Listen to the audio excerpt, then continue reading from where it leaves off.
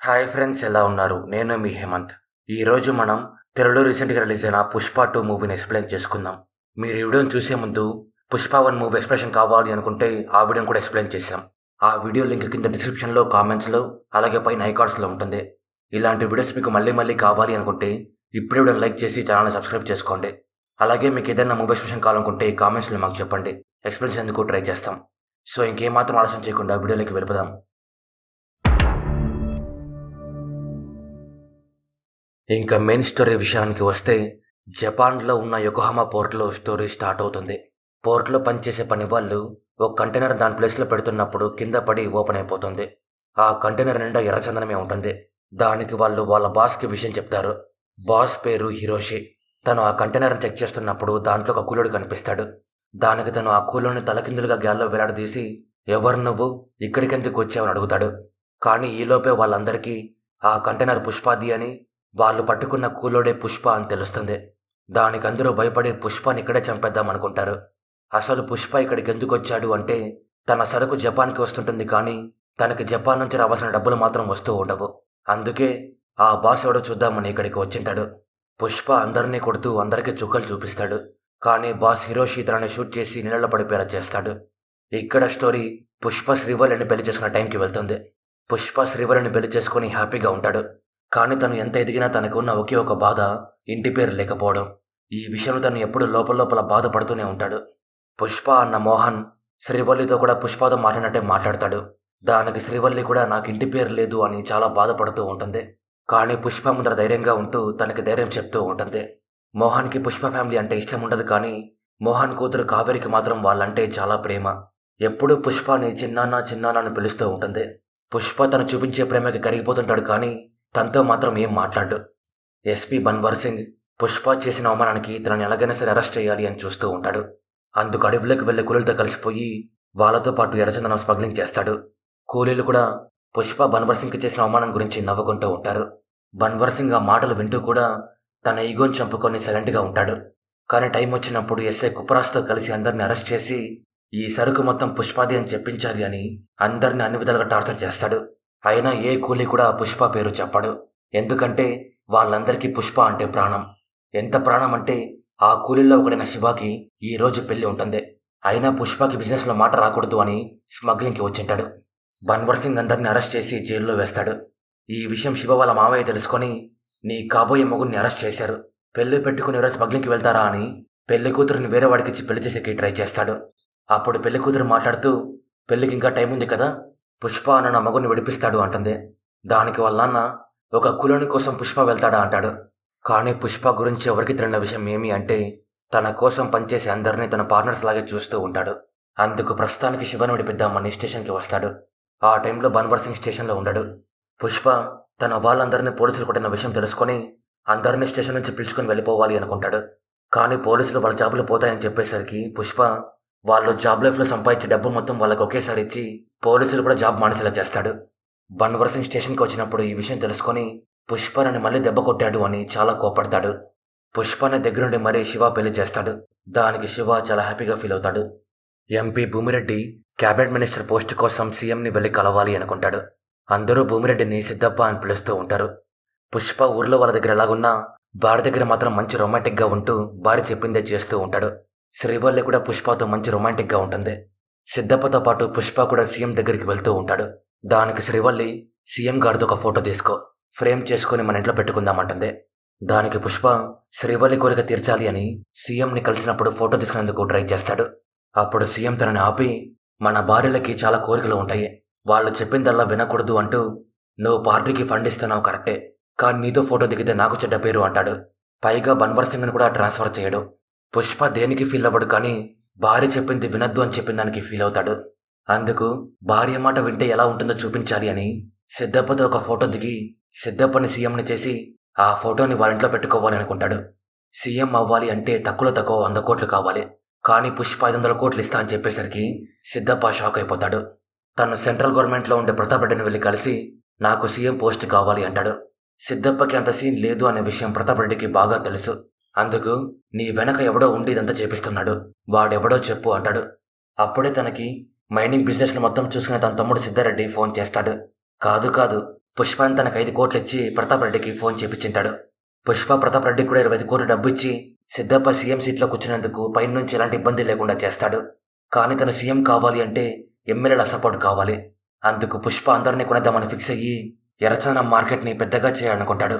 అందుకు బిజినెస్ని సముద్రాలు దాటించాలని ఫిక్స్ అవుతాడు. అందుకు తనకి కొనుక్కోవడానికి మధ్య డీలర్స్ ఎవరు ఉండకూడదు అని డైరెక్ట్గా కొనుక్కునే వాడిని వెళ్ళి కలుస్తాడు. ఆ కొనుక్కున్న అతని పేరు హమీద్ బాయ్. పుష్ప మాల్దీవ్స్కి వచ్చి తనని కలుస్తాడు. పుష్ప కేశవ ఇద్దరు ఒక టెంపోలో అక్కడికి వచ్చింటారు. దాన్ని హమీద్ చూసి నా కుక్క కూడా ఈ టెంపోలో రాదు అని వీళ్ళేం పార్టీ అనుకుంటాడు. కానీ తను డీల్ చేసే డీలర్స్ అందరూ తన దగ్గర సరుకు తీసుకుంటారన్న విషయం తెలుసుకొని షాక్ అయిపోతాడు. పుష్ప ఒకేసారి పెద్ద డీల్ చేయాలని 2000 టన్నుల సరుకు నేను తెచ్చిస్తాను, నాకి ఒక టన్నుకి 2.5 కోట్లు కావాలి అంటాడు. అంటే మొత్తం సరుకుకి 5000 కోట్లు. హమీద్ పుష్ప రేంజ్ని అర్థం చేసుకొని ఆ డీల్కి ఒప్పుకుంటాడు. పుష్ప 100 కోట్లకి తన దగ్గర హెలికాప్టర్ కొనుక్కొని దాంట్లో చిత్తూరుకి బయలుదేరతాడు. హమీద్కి తన గర్ల్ఫ్రెండ్కి వేరే వెహికల్ లేక నా కుక్క కూడా వెళ్ళదు అని చెప్పిన టెంపోలోనే వెళ్తారు. 2000 టన్నుల సరుకు కావాలి అని చెప్పేసరికి స్మగ్లర్స్ అందరూ షాక్ అయిపోతారు. పనికొచ్చే వాళ్ళందరికీ 2000కి బదులుగా 10,000 ఇవ్వడం స్టార్ట్ చేస్తారు. దాంతో చాలామంది పని వాళ్ళు పనికి రావడం స్టార్ట్ చేస్తారు. లారీల దగ్గర నుంచి గాడిదల వరకు పుష్ప ట్రాన్స్పోర్టేషన్ మొత్తం కొనేస్తాడు. స్మగ్లర్స్ అందరూ పుష్పాన్ని వచ్చి కలిసి ఇంత సరుకును ఎందుకు ఒకేసారి డీల్ చేయడం, అసలుకే బన్వర్ సింగ్ మన కోసం కాసుకొని కూర్చున్నాడు, ఛాన్స్ దొరికితే మనందరినీ అరెస్ట్ చేస్తారు అని చెప్తారు. దానికి పుష్ప నేను దేని గురించి ఆలోచించను, ఒకసారి మాటిచ్చానంటే అది ఖచ్చితంగా జరిగేలా చేస్తా అంటాడు. శ్రీవల్లి పుష్ప కోసం ఎంతో ప్రేమగా చేపలు కూర చేసి టేస్ట్ ఎలా ఉందో చూసి చెప్పు అంటుంది. పుష్ప దాన్ని టేస్ట్ చేసి ఉప్పు కొంచెం ఎక్కువైంది అని చెప్తాడు. దానికి శ్రీవల్లి కోపం వచ్చి నేను చేసిన కూర ఎప్పుడు బాగుందని చెప్పావు నువ్వు అని కూర మొత్తం పడేస్తుంది. దానికి పుష్ప శ్రీవల్లిని బుజ్జగించి తన కోపాన్ని మొత్తం పోగొడతాడు. దాంతో వాళ్ళిద్దరి మధ్య ఉన్న కోపం కాస్త ఒక్కసారిగా ఫుల్ రొమాంటిక్గా మారిపోతుంది. బన్వర్ సింగ్ పుష్ప విషయంలో ఏం చేయాలో తెలియక సైలెంట్గా ఉన్నప్పుడు మంగళం సింగ్ భార్య దాక్షిణి తన దగ్గరికి వచ్చి పుష్ప చేయబోతున్న డీల్ గురించి తనకు చెప్తుంది. పుష్ప ఈ డీల్ని ఎలాగైనా సరే కంప్లీట్ చేయాలి అని ఎక్కడెక్కడో దాచిపెట్టిన సరుకు మొత్తాన్ని బయట తీపిస్తాడు. అలాగే స్మగ్లర్స్ అందరూ చాలా కష్టపడి చాలా సరుకుని పుష్ప దగ్గరికి చేరుస్తారు.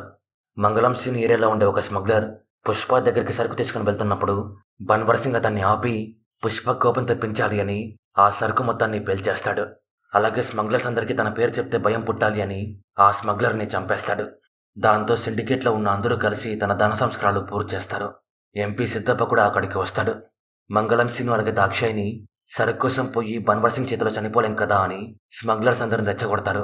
దానికి స్మగ్లర్స్ అందరూ పుష్పకి ఆపోజిట్గా మాట్లాడుతూ మీరు సపోర్ట్ చేయమన్నారు కాబట్టి మేము పుష్పకి సపోర్ట్ చేస్తున్నాం, మీరు వాళ్ళిద్దరి మధ్య ఉన్న గొడవలను ఆపండి, లేదంటే మంగళం సింగ్ని సిండికేట్కి బాసం చేయండి అంటారు.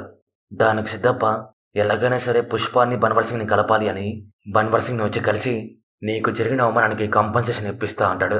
దానికి బన్వర్ సింగ్ సిద్ధప్పతో మీ బట్టలు విప్పండి అంటాడు. దానికి సిద్ధప్ప సీరియస్ అయ్యేసరికి మీకు తీయమ్మనందుకే అంత కోపం వచ్చింది, వాడు ఏకంగా నచ్చద ఇప్పించేశాడు అంటాడు. దానికి సిద్ధప్ప బాగా ఆలోచించి గొడవని కాంప్రమైజ్ చేయాలి అని తన బట్టల మొత్తం విప్పి అంతే కదా నేను అన్నీ వదిలేసి రాజకీయాల్లోకి వచ్చా, నేను నీకు పుష్పతో సారీ చెప్పిస్తా, ఈ గొడవని ఇక్కడితో మర్చిపో అంటాడు. పుష్ప అందరి ముందు సారీ చెప్తే ఆ ఫీలే వేరు అని బన్వర్ సింగ్ ఆఫర్కి ఒప్పుకుంటాడు. సిద్ధప్ప ఒక పార్టీ అరేంజ్ చేస్తాడు. దానికి సిండికేట్లో ఉన్న అందరూ అక్కడికి వస్తారు. బన్వర్ సింగ్ అక్కడికి వచ్చి పుష్ప కోసం వెయిట్ చేయడం స్టార్ట్ చేస్తాడు.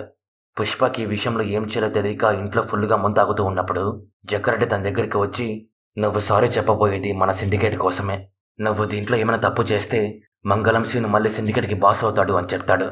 పుష్పకి ఏం చేయాలో తెలియక అందరి కోసం తనే తగ్గి బన్వర్ సింగ్కి సారీ చెప్పి అక్కడి నుంచి ఇంటికి బయలుదేరిపోతాడు.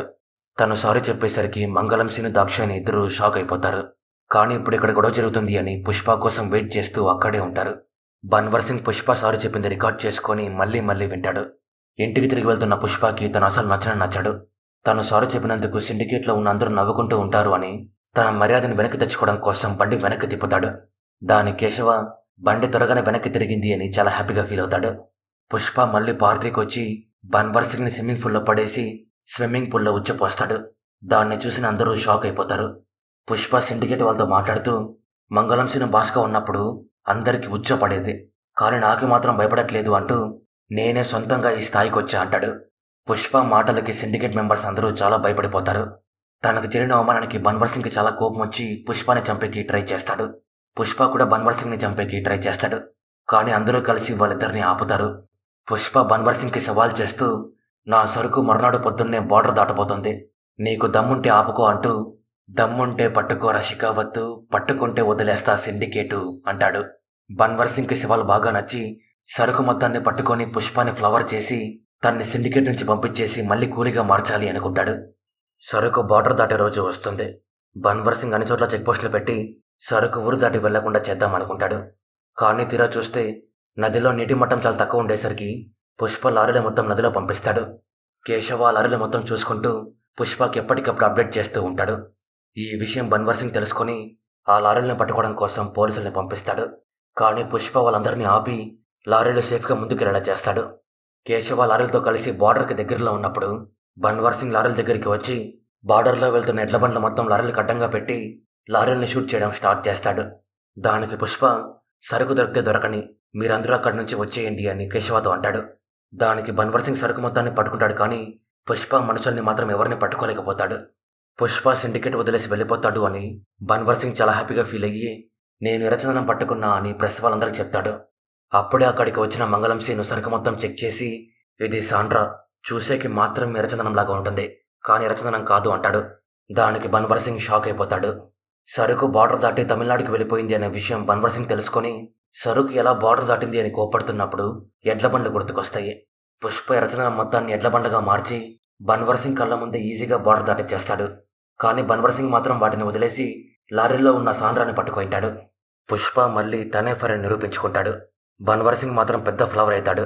కానీ ఎర్రచందనం ఇండియా దాటి వెళ్లేలోపు పట్టుకోవాలి అని గట్టిగా ఫిక్స్ అవుతాడు. తిరుపతిలో గంగమ్మ జాతర తిరుగుతుంటే పుష్ప తన ఫ్యామిలీతో కలిసి గుడికి వస్తాడు. మోహన్ వాళ్ళ భార్య కూతురు కూడా గుడికి వచ్చింటారు. అందరూ గుళ్ళో ఉన్నప్పుడు శ్రీవల్లి ప్రెగ్నెంట్ అనే విషయం అందరికీ తెలుస్తుంది. దానికి అందరూ చాలా హ్యాపీగా ఫీల్ అవుతారు. దుర్గమ్మ ముందు మగవాళ్ళు చీర కట్టుకుని డ్యాన్స్ ఆడితే వాళ్ళు అనుకుంది జరుగుతుంది అని వాళ్ళ నమ్మకం. అందుకు పుష్ప నాకు ఆడబిడ్డ కావాలని చీర కట్టుకొని దుర్గమ్మ ముందు డ్యాన్స్ చేస్తాడు. దానికి శ్రీవల్లి చాలా హ్యాపీగా ఫీల్ అయ్యి ఏం కోరుకున్నామని అడుగుతుంది. దానికి పుష్ప నాకెలాగో ఇంటి పేరు లేదు, కనీసం నా కూతురైనా పుడితే పెళ్లి చేసుకున్నాకైనా తనకి ఇంటి పేరు వస్తుంది అని నాకు ఆడబిడ్డ పుట్టాలని కోరుకున్నా అని చెప్తాడు. దానికి శ్రీవల్లి చాలా బాధపడుతున్న పుష్పాన్ని ఓదారుస్తుంది. ఆ జాతరకి కొంతమంది మగవాళ్ళు చీర కట్టుకొని వచ్చి ఆడవాళ్ళతో అసభ్యంగా ప్రవర్తించడం స్టార్ట్ చేస్తారు. మోహన్ కూతురు కావేరిని పట్టుకొని బయటలాగేకి ట్రై చేస్తారు. దానికి పుష్పకి చాలా కోపం వచ్చి వాళ్ళందరినీ చిత్తకొట్టి చుక్కలు చూపిస్తాడు. దాన్ని చూస్తున్న కావేరి మా చిన్నాన్నకంటే ఇంత ఇష్టమా అని చాలా హ్యాపీగా ఫీల్ అవుతుంది. మోహన్ అక్కడికి వచ్చి విషయం మొత్తం తెలుసుకొని పుష్పతో వాళ్ళందరినీ వదిలి నువ్వు ఇదంతా చేసినంత మాత్రాన నా ఇంటి పేరేం నీకు ఇవ్వను అంటాడు. దానికి పుష్ప మోహన్ ఏమనలేక వాళ్ళని కొట్టకుండా వదిలేస్తాడు. కానీ శ్రీవల్లికి చాలా కోపం వచ్చి ఈ చిత్తూరు జిల్లాలో ఉన్న చాలామంది నా మొగుడు పేరు చెప్పుకొని బతుకుతున్నారు, అంతెందుకు నీకు కూడా పుష్ప అనగానే గుర్తింపు ఉంది అంటూ పుష్ప అంటే పేరు కాదు బ్రాండ్ అని మోహన్కి చెప్పుతో కొట్టినట్టు మాట్లాడుతుంది. శ్రీవల్లి మాట్లాడిన మాటలకి పుష్ప హ్యాపీగా ఫీల్ అయ్యి వాళ్ళ అమ్మని తన్ని పిలుచుకొని అక్కడి నుంచి వెళ్ళిపోతాడు. మోహన్ తన కూతురు నడిపించిన వాళ్ళందరికీ సగం గుండు కొట్టించి గాడిద మీద ఊరేగించి అక్కడి నుంచి పంపించేస్తాడు. కానీ వాళ్ళలో ఉన్న ఒకడు అప్పటికి నువ్వు నా చేతులు అయిపోయావని కావేరిని అలాగే చూస్తూ ఉంటాడు. పుష్ప సీఎంకి తెలియకుండా సిద్ధప్పని సీఎంని చేయాలని చూస్తున్న విషయం మంగళం సీను బన్వర్ సింగ్ కలిసి సీఎంకి చెప్తారు. దానికి సీఎం పుష్ప చేస్తున్న డీల్ని ఎలాగైనా సరే ఆపాలి అని తమిళనాడు సీఎంతో మాట్లాడి బన్వర్ సింగ్కి తమిళనాడు పోలీస్ సపోర్ట్ ఇప్పిస్తాడు. పోలీసులు జగ్గారెడ్డిని ఫాలో చేసి సరుకంతా రామేశ్వరం ఫిషింగ్ హార్బర్లో ఉంది అని తెలుసుకుంటారు. అందుకు బన్వర్ సింగ్ పోలీసులతో కలిసి అక్కడికి వచ్చి మొత్తం అంతా చెక్ చేపిస్తాడు. కానీ ఎక్కడా సరుకు కనిపించదు. అందుకు తను సముద్రంలోకి దూకి చూస్తే సరుకంతా సముద్రంలో పడవలకు కట్టేసి ఉంటుంది. జాలర్లో పోలీసులు దొరకకూడదు అని బోట్లు మొత్తం వేసుకుని శ్రీలంకకి స్టార్ట్ అవుతారు. రామేశ్వరం నుంచి శ్రీలంక 18 కిలోమీటర్లు మాత్రమే. అందుకు బన్వర్ సింగ్ వాళ్ళని పట్టుకోవాలని వెనకాల వెళ్తాడు. కానీ వాళ్ళు శ్రీలంకలోకి వెళ్ళిపోయేసరికి వాళ్ళని పట్టుకోలేక చాలా కోపడతాడు. పుష్ప శ్రీలంకకి హెలికాప్టర్లో వచ్చి సరుకు మొత్తాన్ని డెలివరీ ఇస్తాడు. దాంతో పుష్పకి రావాల్సిన డబ్బు మొత్తం వస్తుంది. పుష్ప ప్రతి ఎమ్మెల్యేకి డబ్బు ఇచ్చి అందరూ సిద్ధప్పకి సపోర్ట్ చేసేలా చేస్తాడు. దాంతో సీఎం చైర్ నుంచి దిగి సిద్ధప్ప కొత్త సీఎం అవుతాడు. తను సీఎం అవగానే ఫస్ట్ పుష్ప ఇంటికి వస్తాడు. సిద్ధప్ప బన్వర్ సింగ్ని ఇక్కడి నుంచి ట్రాన్స్ఫర్ చేద్దాం అనుకుంటాడు. కానీ పుష్ప తన్నిప్పుడు ఇక్కడి నుంచి ట్రాన్స్ఫర్ చేస్తే మనకి అవమానమని ట్రాన్స్ఫర్ని క్యాన్సిల్ చేపిస్తాడు. శ్రీవల్లి పుష్ప తన కోసమే సీఎంని మార్చేశాడు అని తెలుసుకుని షాక్ అయిపోతుంది. సిద్ధప్ప తన పోస్ట్కి ఏం కాకూడదు అని పుష్ప ఫ్యామిలీ మొత్తంతో కిసిక్కు మనకు ఫోటో దిగుతాడు. సిద్ధప్ప సీఎం అయినందుకు పుష్ప అందరికీ పార్టీ ఇస్తాడు. అందరూ ఆ పార్టీకి వచ్చి ఫుల్గా ఎంజాయ్ చేస్తారు. జరిగిన అవమానాలకి బన్వర్ సింగ్ చాలా అవమానంగా ఫీల్ అవుతుంటాడు. అలాగే తను పట్టుకుంది సాండ్రా అన్న విషయం అందరికీ తెలిస్తే ఉన్న పరువు కూడా పోతుంది అని తన పరువుని కాపాడుకోవడం కోసం సాండ్రా మొత్తాన్ని కాల్చేసి దాంతో పాటే తను కూడా కాలిపోయి చనిపోతాడు. పుష్ప ప్రెగ్నెంట్ అయిన తన భార్యని బాగా చూసుకుంటూ ఎప్పుడూ తనతో పాటే ఉంటూ ఉంటాడు. కానీ ఒకరోజు మోహన్ భార్య పుష్ప దగ్గరికి వచ్చి, జాతరలో కావేరిని నడిపించిన వాడు ఇప్పుడు తనని కిడ్నాప్ చేసి మీ అన్నని 2 కోట్లు అడుగుతున్నాడు. డబ్బులిచ్చిన కావేరిని వదిలేస్తా అని కరెక్ట్గా చెప్పలేదు అని చాలా బాధపడుతుంది. దానికి పుష్ప, నా కూతుర్ని కిడ్నాప్ చేసిన వాళ్ళెవరూ బతకూడదు అని గన్ తీసుకొని వాళ్ళ కోసం బయలుదేరతాడు. ఫస్ట్ సిటీ కేబుల్లో మాట్లాడుతూ, కిడ్నాప్ చేసిన వాళ్ళు ఎవరైనా సరే 1 గంటలో నా కూతురిని ఇంట్లో వదిలిపెట్టాలి, లేదు అంటే ఒక్కొక్కరిని రప్ప నరుకుతా అని వార్నింగ్ ఇస్తాడు. ఆ తర్వాత చిత్తూరు జిల్లా మొత్తం బంద్ చేపించి ప్రతి ఒక్కరితోనూ కావేరిని వెతికిస్తాడు. సెంట్రల్ గవర్నమెంట్లో ఉండే ప్రతాప్ రెడ్డి సిద్ధప్పని వచ్చి కలిసి, కావేరిని కిడ్నాప్ చేసింది నా తమ్ముడి కొడుకే, వాడి పేరు బుగ్గారెడ్డి, వాడే మా వంశానికి ఉన్న ఒకే ఒక వారసుడు, పుష్ప నీ మ్యాటర్ని వదిలేమని చెప్పు అంటాడు. కానీ పుష్ప సిద్ధప్ప మాటలు వినకుండా, 1 గంటలో వాడు నా కూతురు నా దగ్గర వదిలిపెట్టాలి, లేదు అంటే ఎవడొచ్చినా సరే వాడిని మాత్రం వదిలిపెట్టను అంటూ నా బొంగులో ప్రతాప్ రెడ్డి అంటాడు. ప్రతాప్ రెడ్డి సుబ్బారెడ్డికి ఫోన్ చేసి, నీ కొడుకు ఎక్కడున్నాడో తెలుసుకొని ఆ అమ్మాయికి ఏం కాకుండా చూడు అంటాడు. దానికి సుబ్బారెడ్డి తన కొడుకు యూజువల్గా దాక్కునే ప్లేసులకు వెళ్ళి తన కోసం వెతకడం స్టార్ట్ చేస్తాడు. బుగ్గారెడ్డి తన గ్యాంగ్తో కలిసి ఒక దగ్గర దాక్కుంటాడు. తన న్యూస్ చూసి పుష్పకి ఫోన్ చేసి మాట్లాడుతూ, నీ అన్న కూతురని తెలియక కిడ్నాప్ చేశామన్నా, నాకు 10 కోట్లు కావాలి, నువ్వొక్కడు నా దగ్గరికి వచ్చి ఆ డబ్బులిచ్చి నీ కూతురిని విడిపించుకొని పో అన్నా అంటాడు. నిజానికి బుగ్గారెడ్డి పుష్పాని అవమానించి తన కళ్ళ ముందే తన అన్న కూతురు పరువు తీయాలి అని పుష్పాని ఒంటరిగా రమ్మని చెప్పింటాడు. పుష్ప డబ్బు తీసుకుని హెలికాప్టర్లో తన రమణ చోటికి వస్తాడు. తనకొస్తున్న కోపానికి బుగ్గారెడ్డిని చంపేద్దాం అనుకుంటాడు. కానీ తను కావేరిని దాచిపెట్టి, నువ్విక్కడ నన్ను చంపితే అక్కడ నీ అన్న కూతురు చనిపోతుంది అని బెదిరిస్తాడు. అందుకు పుష్ప లొంగిపోయి వాళ్ళ చేతిలో దెబ్బలు తింటాడు.